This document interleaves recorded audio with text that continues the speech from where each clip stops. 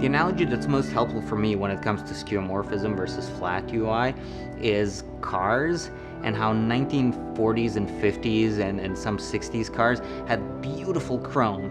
They had control panels that were way over designed. Everything had borders on it. Every button had to look like it came off a spaceship, even if it was just a button that you push. They had tail fins, which served no purpose really. Lights that were overdone. Everything on that car is over-engineered in some sense. And so often people design like, why doesn't the car look like this? You could, or some would say you should, make a much simpler car.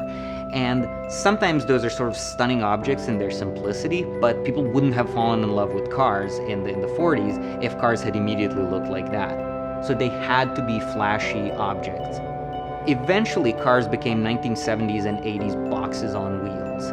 Some of those still have kind of a cool appeal now, but nobody thinks of a 1982 Toyota as a classic car.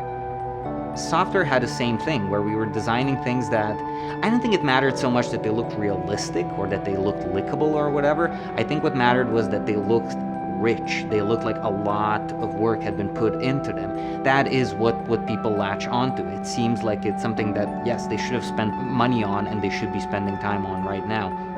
Part of Apple's reasoning probably for going totally flat is that, people don't need that anymore. And that's true in some sense. However, you end up with 1970s and 80s boxy cars, and you end up with some designs that are sort of stunning in their minimalism, but they're not necessarily as friendly anymore.